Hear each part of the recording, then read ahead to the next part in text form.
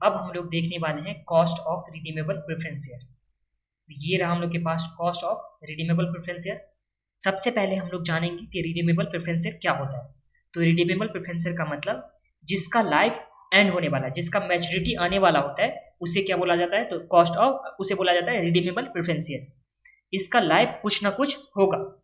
अब ध्यान दीजिए, जैसे हम लोग पढ़े थे, क्या पढ़े थे, कॉस्ट ऑफ डेब्ट के लिए एक होता था रिडीमेबल, एक होता था इरिडीमेबल। उसी तरह से कॉस्ट ऑफ प्रेफरेंस शेयर में भी हम लोग पढ़ेंगे एक रिडीमेबल, दूसरा इरिडीमेबल। तो पहले हम लोग इरिडीमेबल कर चुके हैं, जिसके लिए फॉर्मूला क्या होता था, तो वो इरिडीमेबल के लिए हम लोग का फॉर्मूला था preference dividend divide by P0, जो होता था P0 नेट प्रोसीड। ये तो हम लोग देख के आ चुके हैं। अब हम लोग जैसे कॉस्ट ऑफ डेब्ट जिस टाइम में क्या होता था, रिडीमेबल होता था, उसके लिए फॉर्मूला हम लोग क्या पढ़े थे, तो वहां पढ़े थे हम लोग इंटरेस्ट, जिसमें से टैक्स का सेविंग होता था, तो interest 1 minus tax plus redeemable value या रिडीमेबल वैल्यू, फिर minus net proceed divide by क्या करते थे, एन कर देते थे। तो जितना लाइफ होता था डेब्ट का उतना से हम लोग डिवाइड करते थे, एंड उसके बाद होल डिवाइड करते थे RV plus NP divide by 2। तो ये हम लोग करते थे। तो इस तरह से हम लोग क्या आता था, कॉस्ट ऑफ डेब्ट आता था। बट जब कॉस्ट ऑफ रिडीमेबल प्रेफरेंस से निकालेंगे तो इसमें सिर्फ क्या हो जाएगा, इंटरेस्ट के बदले आ जाएगा प्रेफरेंस डिविडेंड, और प्रेफरेंस डिविडेंड के वजह से यहाँ पे टैक्स का सेविंग तो नहीं होता है। देखिए, जब भी हम लोग करते थे सबसे पहले क्या आता था, हम लोग का सेल्स आता था, फिर माइनस क्या आता था, वेरिएबल कॉस्ट, तो हम लोग का आता था कॉन्ट्रीब्यूशन माइनस फिक्स कॉस्ट, तो ये हम लोग का आता था EBIT। फिर EBIT माइनस क्या करते थे हम लोग, इंटरेस्ट करते थे, तो ये हम लोग का आता था EBT। फिर आता था माइनस टैक्स करते थे, तो हम लोग का क्या आता था, EAT आता था। इस तरह से हम लोग का आता था EAT।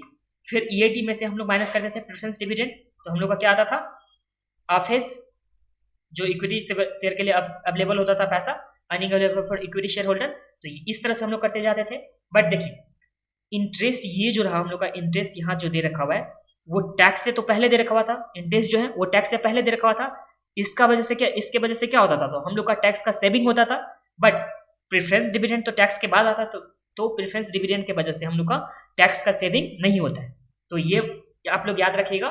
देखिए, कॉस्ट ऑफ डेब्ट जब भी हम लोग करते थे उसके लिए फॉर्मूला हम लोग इंटरेस्ट में से माइनस करते थे 1 माइनस टैक्स। बट जब भी हम लोग cost of redeemable preference share करेंगे तो उस टाइम हम लोग को प्रेफरेंस डिविडेंड में से टैक्स माइनस नहीं करना है। बस इतना सा डिफरेंस है, बाकी फॉर्मूला क्या है, सेम है। तो चलिए एक बार इसे इरेज करते हैं।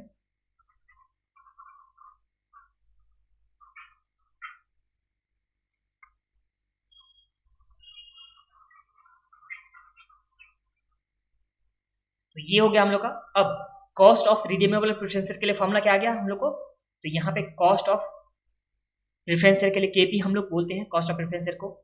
उसके बाद प्रेफरेंस डिविडेंड, फिर redemption value minus net proceed divide by हम लोग एन करते हैं, जो भी नंबर आ जाएगा, जो भी लाइफ होगा उसे डिवाइड करेंगे, एंड उसके बाद RV plus NP divide by यहाँ क्या हो जाएगा, 2 हो जाएगा, मतलब एवरेज हो गया। अब एन में क्या होता है, तो एन में हमेशा होता था remaining life of preference share.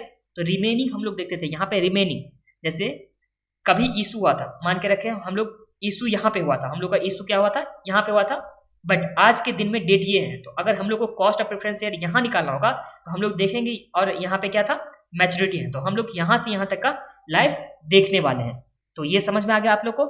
चलिए एक बार इसे कॉपी में लिख लेते हैं, उसके बाद हम लोग चलेंगे इलस्ट्रेशन में। तो चलिए cost of preference share, cost of preference share जो हम लोग लिखेंगे क्या चीज, KP, और ये है रिडीमेबल के।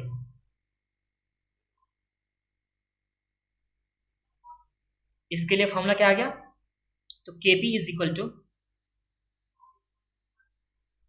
प्रेफरेंस डिविडेंड, यहाँ पे टैक्स तो माइनस हो नहीं रहा है, plus realisable value minus net proceed divide हम लोग एन से डिवाइड करते हैं, एन मतलब जितना रिमेनिंग लाइफ बचा हुआ है, एंड उसके बाद होल डिवाइड बाय हम लोग करेंगे RV plus net proceed divide by 2। तो यहाँ पे एवरेज से हम लोग डिवाइड बाय करने वाले हैं, और वहां आप लोग लिख दीजिएगा यहाँ पे वेयर PD मतलब प्रेफरेंस डिविडेंड हो गया, RV मतलब रिडेम्पशन वैल्यू हो गया, NP मतलब नेट प्रोसीड हो गया, और N का मतलब रिमेनिंग लाइफ कितना बचा हुआ है प्रेफरेंस शेयर का, वो N का मतलब हो गया। तो इस तरह से आप लोग लिख दीजिएगा।